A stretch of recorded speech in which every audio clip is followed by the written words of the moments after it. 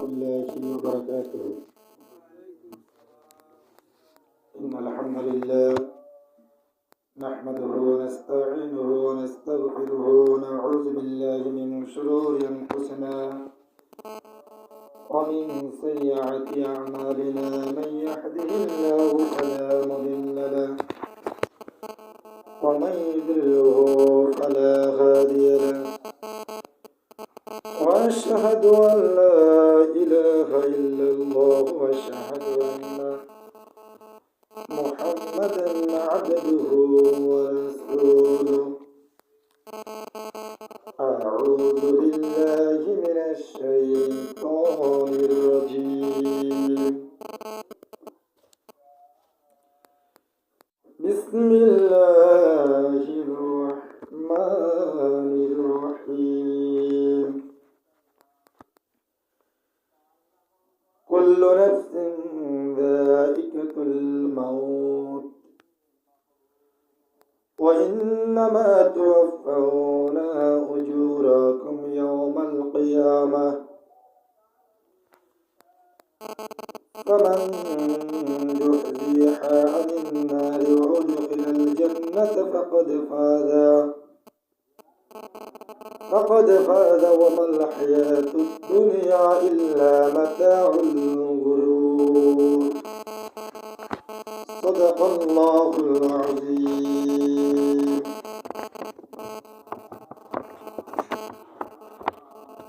قال رسول الله صلى الله عليه وسلم: تحفة المؤمن الموت، أو كما قال عليه الصلاة والسلام: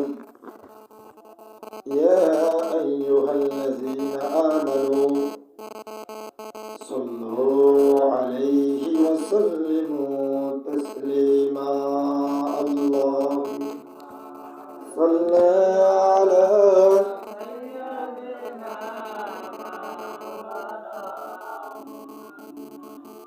وعلى آل سيدنا. اللهم صل على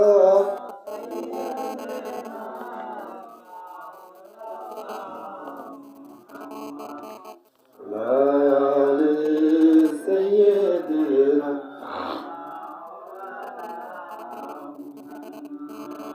জগৎ পাগল কবর লাগি, কবা পাগল মাবুদের, মাবুদ পাগল মোর নবীজির, নবী পাগল উম্মতের। আল্লাহুম্মা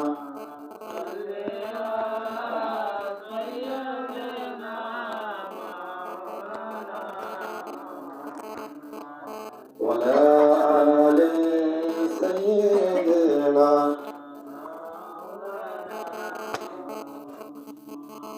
بلغ العلا بكماله كشف الدجى بجماله حسنة جميع خصاله.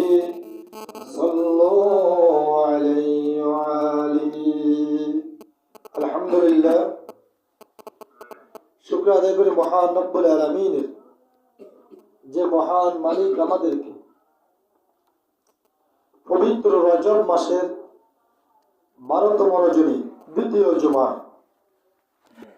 2026 সালের প্রথম জুমায় আজানের সাথে সাথে আসার তৌফিক দান করেছেন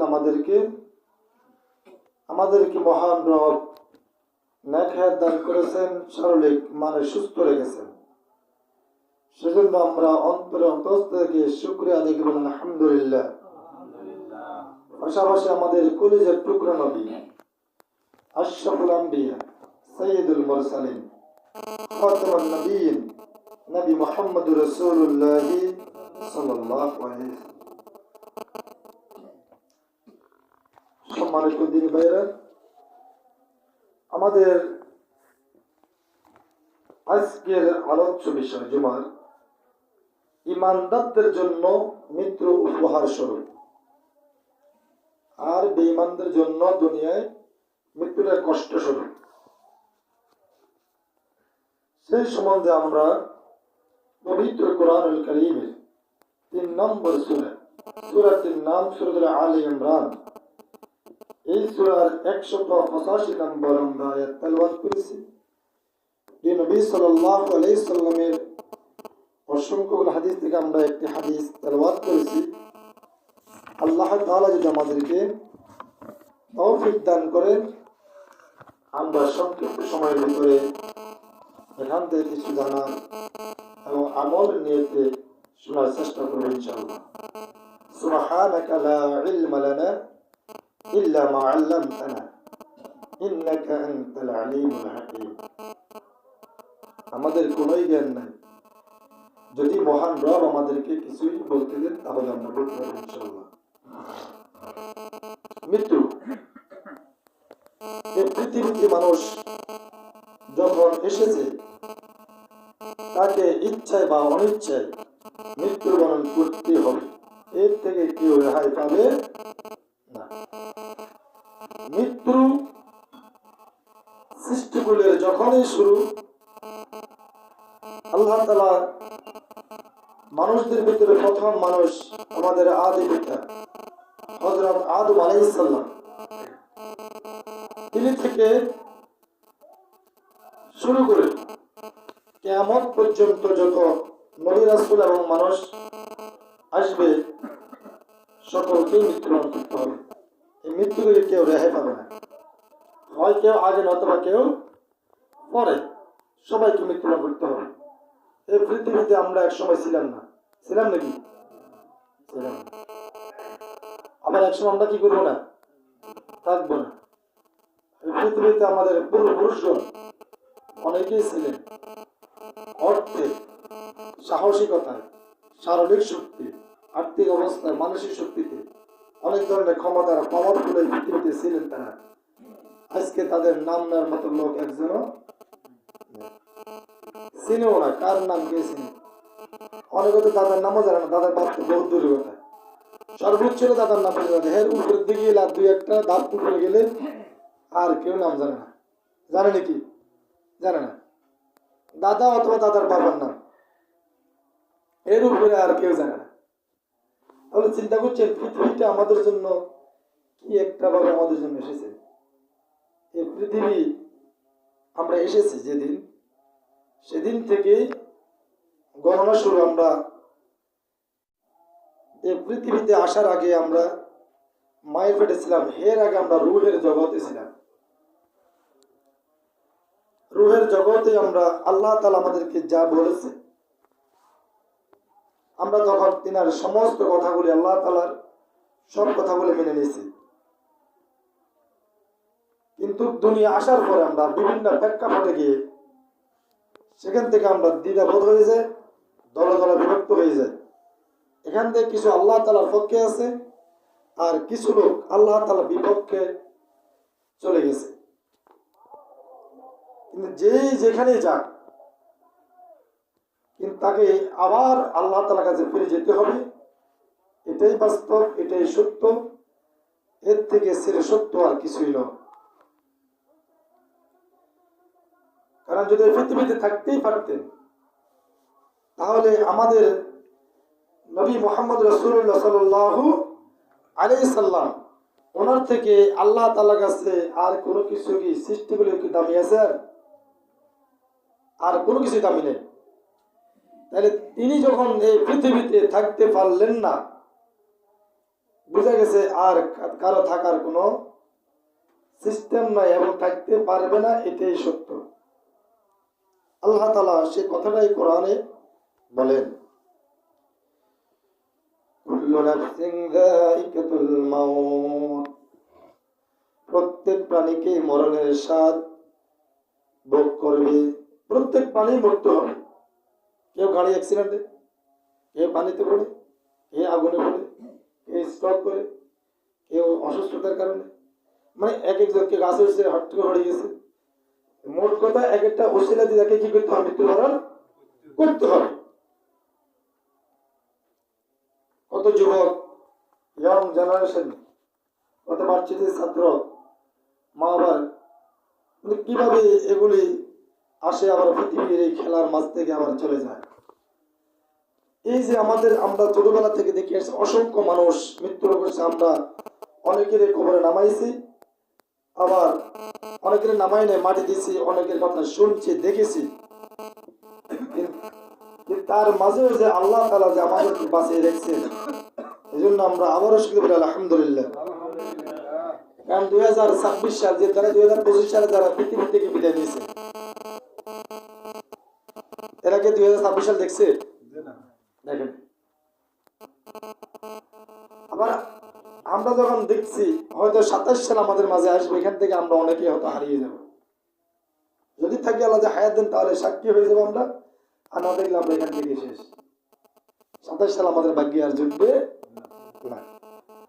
এভাবে আমাকে আপনাকে চলে যেতে হবে। কোন সালে কখন দেয় কেউ জানি না, তবে যেতে হবে, এটাই ইষ্টি। হয়তো কারো নেকামলের কারণে অথবা তার কোনো মুরব্বিয়ানের দোয়ার কারণে হয়তো কিছু এখন হয়তো 70 উপরে হায়াত বাংলাদেশে আছে, সংখ্যা গরিষ্ঠ একদম কম। পুরো বাংলাদেশ টোকাইলে আপনি হয়তো 100 জন পাবেন না। 18 কোটি মানুষের ভিতরে আপনি 100 জন পাবেন না। তাহলে আপনি প্রতি 5 লক্ষ লোকের ভিতরে একজনও পাবেন না যে 100 বছর অতিক্রম করছে। সবাই এর নিচেই শেষ। হযরত আমাদের সানি আদম হযরত নূহ আলাইহিস সালামের জমানায় একজন মহিলা কবরের পাশে বসে বসে কান্নাকাটি করতেছে। আর যাইতেছে বলতেছে, মা আপনি কান্নাকাটি করেন কেন? বাবা রে, আমার একদম ছোট ছেলে যেতে, ওই ছোট ছেলেটা মারা গেছে, আমি মা খাইতে নিতে পারি না, ছেলেটার শোকে অবস্থা খারাপ। এবার কত বছর বয়স হয়েছে? বাবা মাত্র 600 বছর। 600 বছর? মাত্র 600 বছর। আরে দুধের লাগা মরে গেছে। বলতেছে যে মা 600 বছর হায়াতে সে মারা গেল, আপনি বলুন অল্প বয়সে মারা গেল। এমন এক নবী আসবেন, এমন এক যুগ আসবে, আখিরি নবীর, সেই নবীর উম্মতের হায়াত মাত্র হবে 50 থেকে 60 বছর বয়স। এবারে এই হায়াতের জিন্দেগি তারা এমন এমন কিছু তৈরি করবে, পৃথিবী শাসন করবে, তারা প্রাসাদ তৈরি করবে, যে প্রাসাদ উপর থেকে তাকাইলে মানুষের মাথার টুল পর্যন্ত পড়ে যাবে, মানে তাকাইতে পারবে না। এত কিছু মানুষ করে ফেলবে, কোটি কোটি টাকার মানুষ অর্থের মালিক হবে, এমন অর্থের মালিক হবে যা সে তার জিন্দেগিতে কেউ যেতে পারবে না। ওই মহিলা বলতেছে, বাবা রে 50-60 বছর বয়স আমার বিল্ডিং করা কি দেখে গাছতলা বই কাটাইতে 50 বছর আর কয়দিন আবার 50-60 বছর কয়দিন? এটা তো গাছতলা বসে কাটাতে হবে। আর আমরা সেই 50-60 বছর বয়সে কি না করি। এক এলাকায় এক মুরব্বী কয় লাঠি হিক দিয়ে বার হয়েছে, চিন্তা হলো আমি তো এই এলাকার বড় মুরব্বী, আমার সাথে মুরব্বী আর কেউ নাই। একটা লোক দেখা করে দোকানদারে যা মজাই অনেক পুরান পুরান গল্প করবো, মানুষে শুনবে। এখন যাই সাথে একটা গাছতলা বলবে, কাঁধে বট গাছতলা কয় কি মুরব্বী দেখতে দেখতে আত্মরা বয়স বেশি, অনুভব করে না? একটা অনুভব যে আমার যাতে বাইরের বয়স বেশি, এটা অনুভব আছে না? ও দেখি বলতে কি রায় তা মুরব্বী না, কি মুরব্বী আপনারা কাঁদেন, আমি এখানে বলে কাঁদেন কি সমস্যা হয়েছে? কয় আর বারে এসে কয় কি করলাম না, বউ আছে না, হয়তো নিজের বউ মুরব্বী বলো বিচ্ছি এলাকায়, কারণ আব্বু আছে বলতেছে সামনে পাঠায় চলে এই মুরব্বী মেশিনে মেয়ে কেন্দ্রে হিটল, এই মুরব্বীরে কিভাবে হিটল, এটা কি হয়েছে নাকি? তখন মুরব্বী সালাম দিলে যে বাবা আপনি মুরব্বী মেরে হিটলেন কেন? ও আর আব্বা উজু করবে তো ওখানে নিজে গরম করে দেন, ওকে এলে ফেলে দিয়েছি, আমরা আব্বু আছে কে? তাহলে এতে নিজের বড় মুরব্বী মনে সাধারণ বাবা 3 মুরব্বী আরো আছে, থাক বাইর দিকে হিলি যায় যাবে রয়েছে সাথে আর দান লাগবে রাস্তাঘাটে যায়, এসব কিন্তু ভালো লাগবে। যাই হোক, মূল কথা হলো যে যে পরিমাণ হায়াত আবার হায়াত বাড়ে এবং কমে। আপনি আল্লাহর পক্ষ থেকে যেটা নিয়ে আসছেন 50-60, এর ভিতরে কমেও বাড়েও, এর ভিতরে কি আর কমে হায়াত আলাদা করে দিও না। একজনের দিক চলে আসে, একজনের দিকে, তাহলে আর কথা হইতো না। একদিন থাকে, একদিন থাকে। তাহলে হায়াত বাড়ে এবং কমে। আপনি আল্লাহর পক্ষ থেকে যে 100 বছর, 80 বছর, 90 বছর নিয়ে আসছেন, এখান থেকে বাড়ে এবং কম। বলে কিভাবে বাড়ে? আপনার আমল আখলাকের কারণে। তাহলে আপনার আমল আখলাকের কারণে হায়াত বাড়ে, আবার আমল আখলাকের কারণে হায়াত কমে। মানে ভালো কাজের কারণে হায়াত বাড়ে আর খারাপ কাজের কারণে হায়াত কমে। তাহলে আপনার হায়াত বাড়েও কমেও, দুটোই। এবং ভালো কাজ, সামাজিক কাজ, দেশ ও জাতির জন্য যদি কাজ করেন আর বাড়ে, যদি নাও বাড়ে, আল্লাহ চায় আপনাকে নিয়ে যেতে, তাহলে সেটা আল্লাহ একান্ত, তাহলে আল্লাহ আপনাকে পছন্দ করে নিয়ে যাচ্ছে। কারণ আমাদের নবীজির মাত্র হায়াত কত বছর ছিল? 63 বছর। তিনি চাইলে, তিনার নবী চাইলে যদি 1000 বছর বাঁচে দিতে কারো কোনো আপত্তি ছিল নাকি? সবাই আরো খুশি হইতেন, বাজার হইতো, খুশি হইতো না? 1000 বছর, 1500 বছর বাঁচতে আমরাও হইতাম। 47 হিজরি, তাহলে আমরা নবীকে দেখতাম। তাহলে নবীকে আল্লাহ তাআলা নিয়ে গেছেন, কারণ আল্লাহ তাআলা যাওয়াকে বেশি কি করেন? পছন্দ করেন। নবী সাল্লাল্লাহু আলাইহি ওয়াসাল্লাম বলেন, দুনিয়া সিজনুল মুমিন ওয়া জান্নাতুল কাফির। দুনিয়ায় মুমিনদের জন্য হলো কয়েদখানা, জেলখানা, আর কাফেরদের জন্য হলো বেহেশতখানা।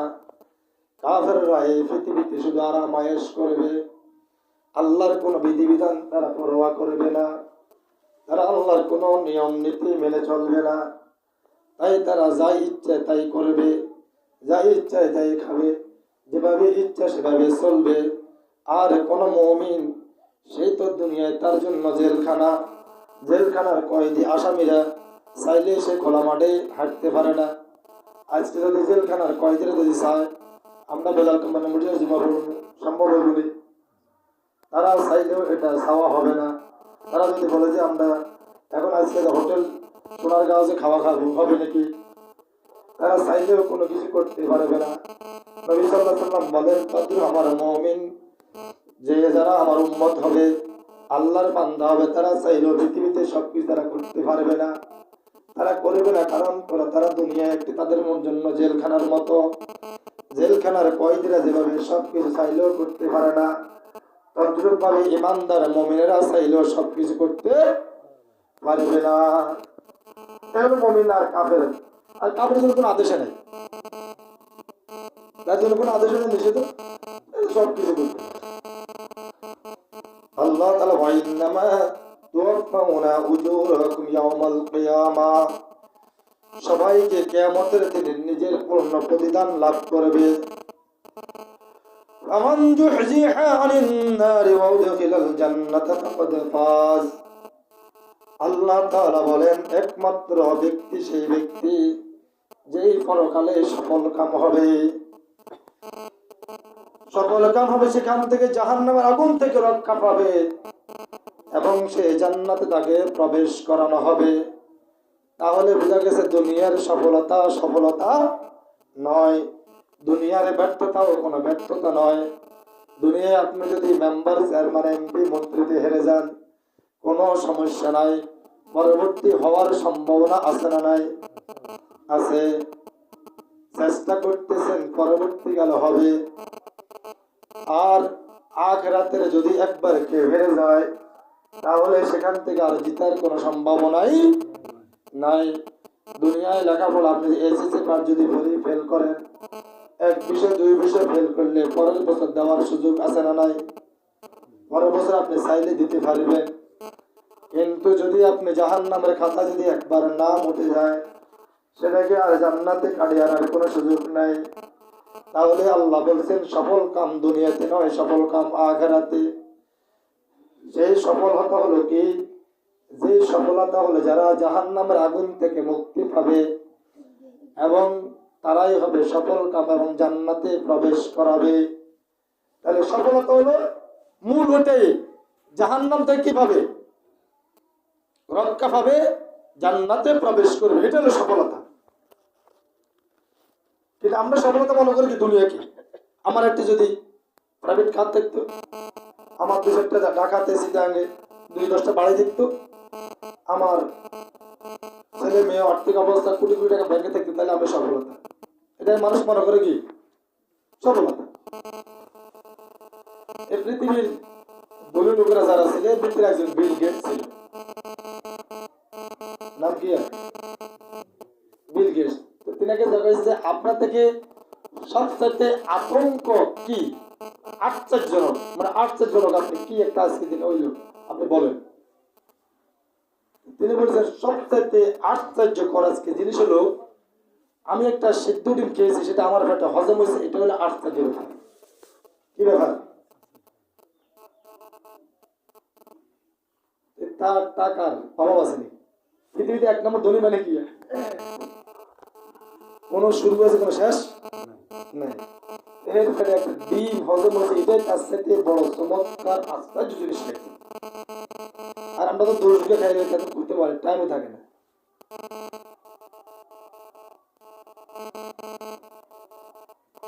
এমন তো মুরব্বীরা যারা আছে 2 কেজি যখন হাল চাষ করতো, আলুর ভর্তা দিয়ে আর হুড়িয়া মরিচ 2 কেজি চাইলে 2.5 কেজি চাইলে ভাত খাইলে তো একটা লোক আসিল না। অনেক তো যে কোনো লোকের চাকরি একটা ইন্টারভিউ হয়, ওই এক পার্টি কোনো ইন্টারভিউ ছিল, আগে তারে সকালবেলা 2 কেজি চাইলের মানে হানি ভাতে দিত, আলু ভর্তা মিলে দিত, এই যে খাইতে হইতো, তাহলে আলু চাইতে হইতো, তারপর দিলে ঠিক আছে, তাহলে লোক আমল হইব। আর না খাইতে এই লোকের কোনো দরকার নাই। আমরা দেখতাম আমার আব্বাও 2-2.5 কেজি চাইলের ভাত খাইলে তো একবার আগে, তখনকার ইনার ইয়ং জানা বয়সে আমার নিজের চোখে দেখি 2.5 কেজি এদের বড় বল দিত, এক বল ভাত মা দিত, বাঁধি লুঙ্গি দিয়ে বাঁধি দিত, ঢাকনাটা দিই আলের মধ্যে বই আমার মাঝে 2-3 মেলা দিত, আমাদের যাইতে দিলে ভালো লাগে। ছোটবেলা সবাই যে গেলে দিত 2-1 মেলা দিলে খাইতে এই শেষ, আর খাইলে 2 কেজি 2.5 কেজি ভাত। এখন কেউ হারে নাকি? তাহলে আমরা মনে করি যে এগুলি সফলতা, আসলে এগুলি কোনো সফলতা নয়। আসলে সফলতা হলো জাহান্নাম থেকে মুক্তি পাওয়া, জান্নাতে প্রবেশ করা, এটাই হলো আসল সফলতা। আল্লাহ তাআলা সে কথাটাই বলছেন, ওমাল হায়াতুদ দুনিয়া ইল্লা মাতাউল গুরুর। দুনিয়ার তো নিছক একটা বাহ্যিক প্রতারণা ছাড়া আর কিছুই নয়। আল্লাহ কয় দুনিয়াতে একটি প্রতারণার স্থান, এই দুনিয়ায় তোমাকে শুধু ধোঁকা দিতেই থাকে। এক সময় ছিলে তুমি শিশু বাচ্চা, সেখান থেকে তুমি কিশোর, সেখান থেকে তুমি যুবক, সেখান থেকে আস্তে আস্তে তোমাকে বৃদ্ধ করে তোমাকে কবরের দিকে নিয়ে চলে যায়। এক সময় তোমার পাওয়ার, তোমার ক্ষমতা, তোমার দলবল, কিন্তু শেষ সময় তোমার আর কেউ নাই, তোমাকে সবাই টেনে পালিয়ে দেয়। যত বড়ই থাকো তখন বলে না এখন বুড়ো হয়ে গেছে, মেয়েরা আনার কোনো দরকার নাই, যুবকদেরকে টানো। তাহলে আপনার পরিবার থেকে, সমাজ থেকে আস্তে আস্তে দাম কমে যায়, পৃথিবী থেকে চলে যেতে হবে। আল্লাহ বলছেন এই পৃথিবীটাই হলো প্রতারণার ছাড়া আর কিছুই নয়, একটি প্রতারণার স্থান। তাকে আমরা প্রাধান্য দিয়েছি কম না বেশি। দুনিয়ার আখিরাতের জন্য যদি মানুষ প্রতিযোগিতা করত, প্রতিযোগিতা করার দরকার ছিল আখিরাতের জন্য, এখন করে দুনিয়ার জন্য। ও যদি পাশের পাড়ে একজন যদি খাটলো আনে বল সালা, দেখো আঙ্গাইমেন্ট গেলা সালা, আঙ্গাইমেন্ট কি হয় পাশের পাড়ায় যদি সাইটমল করে উপরে 3-4 আঙ্গ সাপ ডালা দিবে। এগো যদি মুন্ডা তা হিরো মুন্ডা ক আমরা আঙ্গ বাজাজ কিনকিন বালা কিনকিন আমি 2-3 লাখ কিনি না মানা প্রাইভেট কার থাকলে ক আমরা BMW কিনি। এবারে কয় এগিন বালা লাগে না, অন ওই ঘানাতে 1 গুলি বানা, বাংলাদেশে দাম মনে 10 কোটি না 12 কোটি কিনে, ওই এগিন একটা লই না। মানে সে চায় আপনার চাইতে আর কি হইতে ডেভেলপ হইতে, বড় হয়ে যেতে। এখন আপনার দেখে যেন মনে হয়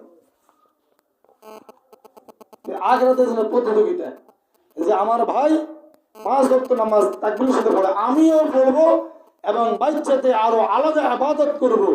এই পৃথিবীতে একটা লোককে দেখছে কাজ করছে, দরকার করা ছিল ওটাই না,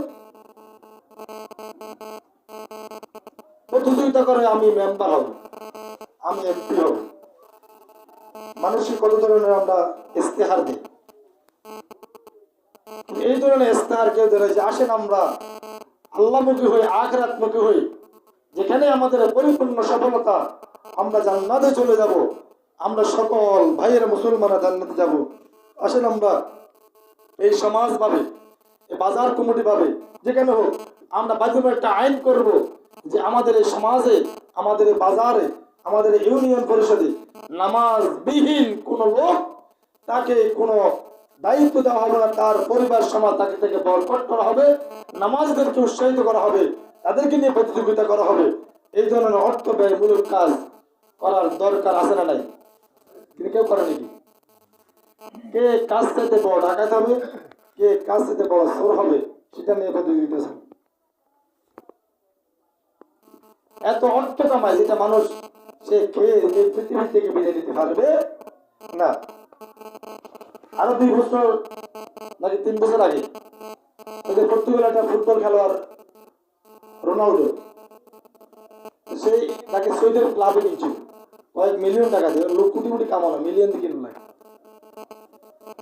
তার ওই সময় যে টাকা, তার যে টাকা হয়েছে, তো বলতেছে যদি তার দৈনিক 500 কোটি টাকা করে খরচ করে, তাহলে তার হায়াত লাগবে 600 বছর। কত বছর? দৈনিক 500 কোটি টাকা করে সে খেতে পারবে। এই টাকার আর যে টাকা আছে এটার কোনো আয় আসা লাগবে না, এখানে আয় স্টপ, বন্ধ, শুধু টাকা থাকবে, কোনো আয় হবে না। তাহলে তার হায়াত লাগবে 600 বছর লাগবে শুধু ওই টাকাগুলো শেষ করতে। কি পরিমাণ টাকা! 600 বছর হায়াত পাবে নাকি? আর আমাদের দেশের এমনও মানুষ আছে এই শীতের সময় একটা জ্যাকেট কিনতে পারে নাই, কত কষ্ট করে। আমাদের যদি এলাকায় এই অবস্থা হয়, তাহলে রংপুর ওই নীলফামারীর দিকে, এদিকে কি অবস্থা, পঞ্চগড়ের দিকে আমরা খবরে দেখি আরো অবস্থা খারাপ না? একটা জাম্পার কিনবে, চোরে কিনবে, এই টাকাটা নাই। কিছু লোকের সহজে করে, সেটা আলাদা, তার থেকে তো নাই। সে খেতে পারছে, আজকের খাবার নাই, এভাবে আছে, অনাথ মানুষ পড়েছে, আর তার টাকার কোনো অভাব।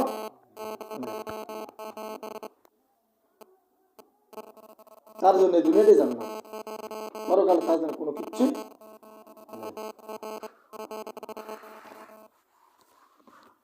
وما خلقنا السماء والأرض وما بينهما لاعبين।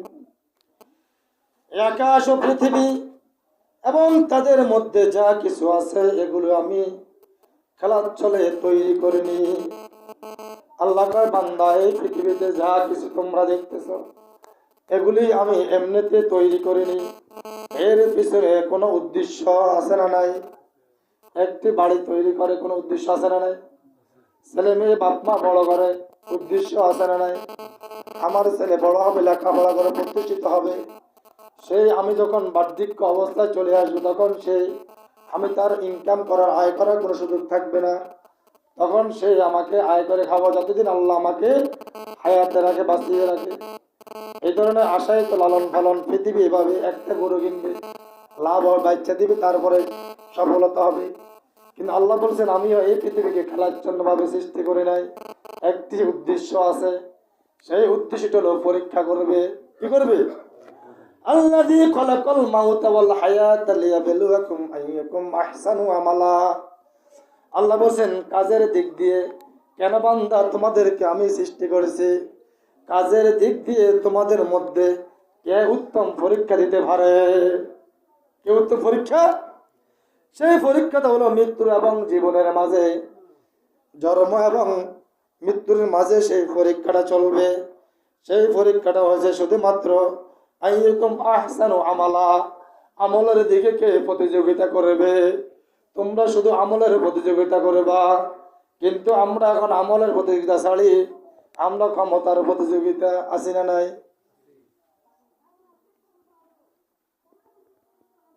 একজনে কয় ওরে যদি আমরা ক্ষমতা না হয় তাহলে কবে এরকম বার হবি কেন, ওর তো করলে আমরা রেডি দেখছি লাড়িস না। আচ্ছা জনশক্তি না থাকলে মানে আমি আপনার লগে যখন আমার তর্ক আপনি আর কুলেন না তখন মানুষ গালি দেয়, দেয় নাকি? এখানে কুত্তে মার্কা লোক আছে না, মানে না দিলে গালি দেয় আপনার, অথবা কাঁদিকে যেতে চায়। প্রতিযোগিতা হবে, প্রতিদ্বন্দ্বিতা হবে না। যে যার আদর্শ দিই, সুন্দর কথা দিই, যে যাকে আনতে পারে বুঝায়, সুন্দর ভাষা দিই, সেই হবে। এভাবে হলে যে জিত কোনো সমস্যা নেই। আর যদি আমরা আছি গুন্ডা বাহিনীর লোকেরা, আমরা তারা তো কাছাকাছি শেখা হলাম, তাহলে বোঝা গেছে এরা গুন্ডা পার্টি, এরা দেশের জন্য ক্ষতিকর, এরা জাতির জন্য ক্ষতিকর, এরা সকলের জন্য ক্ষতিকর। এই ক্ষতিকরকে আমরা পরিহার করে এদেরকে পায়ে দুলে ফেলে যাদের দ্বারা শান্তি হবে, সুন্দর শৃঙ্খলা হবে, বাংলাদেশের 18 কোটি মানুষ উপকার হবে, তাদেরকে আমরা বসাইতে হবে। কাছে বলবে বা একদম বার হইল, বুঝে গেছে গুন্ডা ফাটির লোক, কি ফাটি? এই গুন্ডা ফাটির লোকের ভোট দেওয়া যাবে, এর ভোটটা সম্পূর্ণ আরাম। আজ বলবো না ভাই আসেন আমরা সকল ভাই মিলে সুন্দরভাবে চলি, আপনি একদম আমি একদম দোনো ভাই একসাথে যাব, অটোতে করি যাই, দোনো ভাই হাসি খুশি, যে যার মনে চায় ভোট দিয়ে চলে আসবো, রেজাল্ট যাওয়া হয় আলহামদুলিল্লাহ, আবার দোনোজন চলে আসবো, যাদেরকে লাগবে মা দেবো, আরকে লাগবে মা দেবো। কারণ আপনি ভাই মরে গেলে কালকে আপনার জানাজা আমি পড়বো, আমি মরে গেলে আপনার জানাজা আপনি আমার জানাজা পড়বেন। এইভাবে হবে আমাদের প্রতিযোগিতা, প্রতিদ্বন্দ্বিতা নয়। যে প্রতিদ্বন্দ্বীমূলক মনে করবো সে দেশ ও জাতির জন্য ক্ষতিকর, ক্যান্সারেরা সে যেই হোক, এগুলো ক্যান্সার। যে বলবে ওই বাড়িতে দিতেন না, বুঝে গেছে গুন্ডা বাড়িতে প্রধান, এদেরকে ভোট দেওয়া যাবে না, সম্পূর্ণ হারাম, আজকে মশালা জানি না। আজকে বলবো না ভাই আমরা দেশে জাতির কাজ করবো, আমরা সকলে মিলে ঐক্যবদ্ধ থাকবো, আমি ক্ষমতা আসলে আমার ভাইকে মারবো না, আমি তাকেও নিয়ে কাজ করবো, সম্মানার্থে তাকে সম্মানিত করবো, আপনি তাকে ভোট দেবেন, তাকে ভোট দেওয়া আপনার জন্য ফরজ, সে যেই হোক। কারণ গুন্ডা ফান্ডার দিন শেষ, আল কোরআনের বাংলাদেশ। এভাবে চলতে হবে, আপনার আদর্শ দিয়ে রাখতে হবে। আল্লাহ বলছেন আফাহাসিবতুম আন্নামা খালাকনাকুম আবাসান ওয়া আন্নাকুম ইলাইনা লা তুরজাউন। তোমরা কি মনে করেছো যে আমি তোমাদেরকে অনর্থ সৃষ্টি করেছি এবং তোমরা কখনোই আমার দিকে আসবে না? আল্লাহকে বান্দা তোমরা মনে করো তোমাকে এমনি সৃষ্টি করেছি, এমনি আমার মরে যাবে চলে যাবে, এটা নেই শেষ না। অনর্থ সৃষ্টি করা হয় নাই, তোমাদের অনর্থ সৃষ্টি করা হয় নাই। কোনো কিছু মানে অনর্থ কোনো কিছু তৈরি করে না। ওয়ামা খালাকাতুল জিন্না ওয়াল ইনসা ইল্লা লিয়াবুদুন। আল্লাহকে মানুষ এবং জিনকে আমি আল্লাহ সৃষ্টি করেছি শুধুমাত্র কেবলমাত্র একমাত্র আমার ইবাদত করার জন্য। কার ইবাদত? আল্লাহর ইবাদত করার জন্য শুধু সৃষ্টি করা হয়েছে, আর কোনো কিছু করার জন্য না। আমরা কবি না রাজনীতি করি, রাজনীতি ইবাদত, যদি সেটা যে কোরআন দেওয়া হয়। নামাজ পড়া ইবাদত, কোরআনে আল্লাহ তাআলা বলছেন নামাজ কায়েম করো। নামাজ কি করো? 81 বার পড়ো, একবার মোট 82 বার। পড়িও না কয়েক জায়গায় বলছে, নামাজ পড়িও না, নামাজ কি এক পড়িও না কয়েক জায়গায় বলছে। আমি কি করবো, আমি তো বিভ্রান্ত হয়ে কিরে, এখানে কয় কায়েম করো, আবার কেউ পড়া, আবার কেউ পড়িও না। আল্লাহ যখন নেশাগ্রস্ত থাকবে, যখন থাকবে এগুলো অবস্থা থাকবে নোংরা অপবিত্র অবস্থা, তোমরা এখন নামাজ পড়ি কাছে তারা বসে। নবীজি বলছেন পেঁয়াজ ও রসুন খাই, যখন কাঁচা খাইবে এগুলি খাই মসজিদে আসিও না, নিষিদ্ধ। এখনো যদি বিড়ি খাই তো থাকলে নবী থাকলে সাহাবি খাড়া করে এখানে যদি পিড়ি বার করে ঢুকেছে না মসজিদে। ফেরেস্তার আছে না নাই?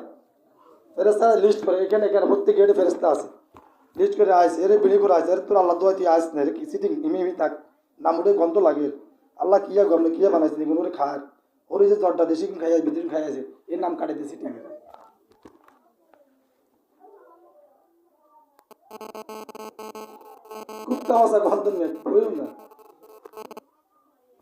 আল্লাহ সৃষ্টি করছে আবাদতের জন্য। কিসের জন্য? শুধু আবাদতের জন্য। মানুষ এবং জিনকে সৃষ্টি করা হয়েছে শুধু আবাদতের জন্য, আর অন্য কোনো কারণে তাকে সৃষ্টি করা হয়নি।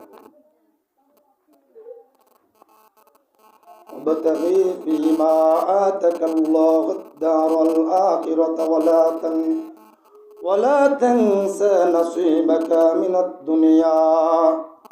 সূরা কাসাস আল্লাহ বলে ৭৭ নম্বর আয়াতে, আল্লাহ তোমাদের যে ধন সম্পদ দিয়েছেন তা দিয়ে আখিরাতের ঘর তৈরি করার চিন্তা করো, দুনিয়ায় থেকেও নিজের অংশ ভুলে যেও না।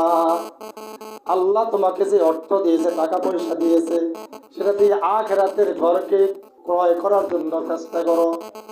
শহরে চাষবাস করি, উপরে জমিন কিনে কি কিনে না, কিনিনি?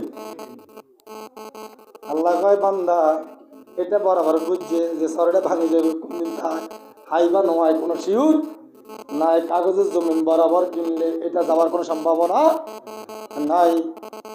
7 সাগর তলে গেলে পাওয়া যাবে কাগজ থাকলে। তাহলে কাগজের জমিন কিনতে কোনো দ্বিধাবোধ করে না। এটার প্রতি সন্দেহ আছে না নাই? আছে না নাই? আল্লাহকে বান্দা এটাও দলিলবিহীন দুনিয়া, সন্দেহ নাই তুমি থাকতে পারো কি পারো না, যে কোনো মুহূর্তে চলে যেতে পারে। কিন্তু তোমার আখিরাতের জান্নাত তোমার জন্য নির্ধারিত কাগজ কলম খতিয়ান দ্বারা দলিল দ্বারা তুমি ওখানের জন্য ব্যয় করো, কিন্তু বান্দা সেটার জন্য ব্যয় করতে রাজি নয়।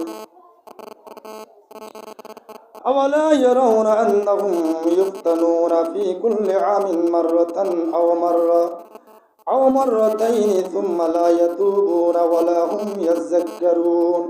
তারা কি লক্ষ্য করে দেখে না প্রতি বছর তাদের উপর কতভাবে বিপদ মুসিবত এসে থাকে? আসে কি আসে না? কোরআন জীবন্ত এক কোরআন, সূরা তাওবা কোরআনের 9 নম্বর সূরা 126 নম্বর আয়াত আল্লাহ কয় তারা কি দেখে না তাদের দুই চোখে প্রতিদিন প্রতি বছর তাদের সামনে 2-1টা বিপদ আসছে, এরপরে তারা তাওবা করে না, উপলব্ধি করার চেষ্টাও করে না। আল্লাহ কয় ফিরে আসে না, ফিরে আসার চেষ্টাও করে না। فلعلك بخيع نفسك على آثارهم إن لم يؤمنوا بهذا الحديث أسفا। এ মুহাম্মদ সাল্লাল্লাহু আলাইহি ওয়াসাল্লাম, যারা এই কথার প্রতি ঈমান না আনে তাহলে দুশ্চিন্তায় হয় না, এদের পেছনে নিজের প্রাণকে বিনাশ করে দিবে। আল্লাহ কয় রাসূল, এ আবু জাহেল ইসলাম মানবেন, আপনি তার জন্য টেনশন করিয়েন না, চিন্তায় আপনি নিজেকে ধ্বংস করে দিয়েন না, কারণ ওর কপালে হেদায়েত নাই। ওর কপালে কি নাই? একজন আবু জাহেল মার্কা লোক এই পৃথিবীতে এখনো আছে না নাই? ব্যাটকে কবে দেখুন কবে হুজুরে কি হারবো নি দেশ চালাইতে, কি করবো হুজুরে?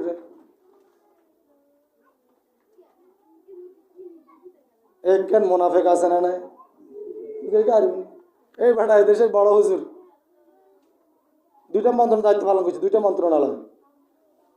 ছোট হুজুরে 1টা মন্ত্রণালয়, 2জনের শিল্পমন্ত্রী, কৃষিমন্ত্রী, সমাজ কল্যাণ মন্ত্রী, 3টা মন্ত্র 2জনে চালাইছে কিয়ামত পর্যন্ত। এমন তারা বলে গেছে চ্যালেঞ্জ হয়ে গেলাম, 1 টাকার দুর্নীতি কেউ দেখাইতে পারলে বাংলার জমিনে রাজনীতি করবো। কে পাচ্ছে নাকি? ফখরুদ্দিন আমল ছিল সবচাইতে বড় ধরা। কেন আছে নি ব্যাগের? ফখরুদ্দিন আমল ব্যাগ জেলে গেছে, কিন্তু ওদের কাউরে দেখাইতে পারে না। এখনকার উপদেষ্টার আছে 18 জন না 19 জন আছে, আছে না নাই? ধর্মমন্ত্রী যিনি আলেম ডক্টর আবু খালেদ দামাত বারাকাতুহু, তিনি ওপেনলি কিছুদিন আগে একটা সম্মেলনে বলেছেন যে আমি ধর্ম মন্ত্রণালয় চালাচ্ছি, আমার ক্ষমতার যাওয়ার পরেও আর 100 বছর পরেও গবেষণা করে দেখবেন এই ধর্ম মন্ত্রণালয় আমার থাকা পর্যন্ত 1 টাকার দুর্নীতি কেউ দেখাতে পারবে না। কিন্তু আর যারা আছে কারো বাবার সাধ্য না এই কথা বলার যে আমি 1 টাকা দুর্নীতি করিনি, বাকি আল্লাহ কারো সাধ্য আছে বলতে পারবে এই কথা?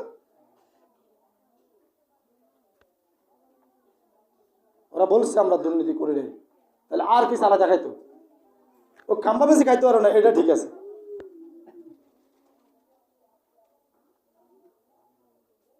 কারণ মরণের ভয় যার ভিতরে আছে সেই কারো টাকা কখনো মেরে খাবে না। আল্লাহর ভয় যাদের ভিতরে আছে তারা অন্যের সম্পদ, অন্যের কোনো কিছু লুণ্ঠন করবে না, কারণ তার প্রতিটি জিনিসের হিসাব দিতে হবে কি হবে না?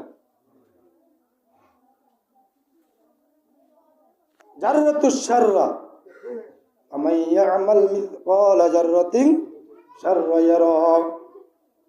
জাররা পরিমাণ শাররা পরিমাণ হিসাব সব কিছু দিতে হবে। ভালো করলেও উপহার হবে, খারাপ করলে শাস্তি হবে।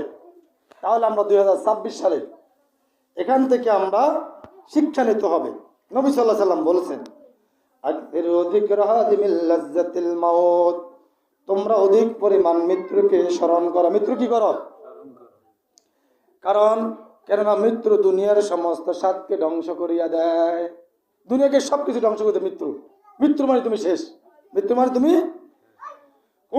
দুনিয়া কান্নাকা গরিবন আও আবির সাবিল, দুনিয়াতে এমনি ভাবে চলো যেমনি ভাবে কোনো মুসাফির বা পথিক থাকে।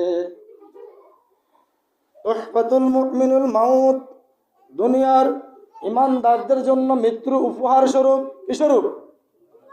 উপহার স্বরূপ। তাহলে আমরা সেখান থেকে মৃত্যু দুনিয়ার স্বাদকে ধ্বংস করে দেয়। এই যে আমাদের 26 সাল এসেছেন, 2025 সালে আমাদের দেশ থেকে অনেক নবীন প্রবীণ, অনেক জ্ঞানী গুণী এই পৃথিবী থেকে বিদায় নিচ্ছে কি নাই? নাই নিচ্ছে, অনেক লোক বিদায় নিচ্ছে। একজন আলেম দেখলাম কইছে না কিছুদিন আগে, কথা বলতেছে কোরআন মাহফিল অবস্থায়, তিনি ইয়ং জেনারেশন, মাত্র 33 বছর বয়স, পৃথিবীতে বিদায় নিয়েছে। অনেকে তো হায়াত পাইছে, তার ভিতরে আমাদের সাবেক প্রধানমন্ত্রী 3 বারের বেগম জিয়া বিদায় নিয়েছে। এবছর তিনি হায়াতে বাঁচে দেখলেও তিনি কখনো হারান নাই। হয়তো এবছর যে 2-3 সিটে খাড়া হয়েছে, তিনি হাইট পেন না, তিনি জিতে যেতেন। এদেশে হয়তো প্রধানমন্ত্রী হতেন অথবা না হলে অন্তত এমপিও হতেন, তিনার সম্মান থাকতো। কিন্তু এখন আছে নাকি? তাহলে তার মৃত্যুটা তাকে সাতকে ধ্বংস করে দিচ্ছে না? তাহলে এত ক্ষমতার দাঁড়ি লোক 3 বার প্রধানমন্ত্রী থাকতে পারে নাই, আর আমরা বিল আছে নাকি? আসেনি, আমাদের বিল নেই। তিনার মতো লোক তো বিদায় নিতে হয়েছে। এভাবে সবাইকে নিতে হবে, থাকতে গিয়ে পারবে না। তিনি থাকলে তো আরাম আয়েশ করতে পারতেন। আমরা যেভাবে খাইলে উনি কীভাবে খাইতেন নাকি? আর ভালো খামানা খেতে খাইতেন, ভালো গাড়িতে চলতেন, আর এমপিতে পার্লামেন্টে যেতেন, দেশে জাতির জন্য বলতেন। তেনার মানুষের দোষগুণ থাকে, তিনি ইসলাম পরিপূর্ণ মানতে পারেন নাই, কিন্তু কখনো ইসলাম বিরোধিতা করেন নাই। এই জন্য দেখবেন সকল মতের আলেমারা তেনার জন্য দোয়া করে। তেনার বিরুদ্ধে কোনো আলেমারা বলে নাই।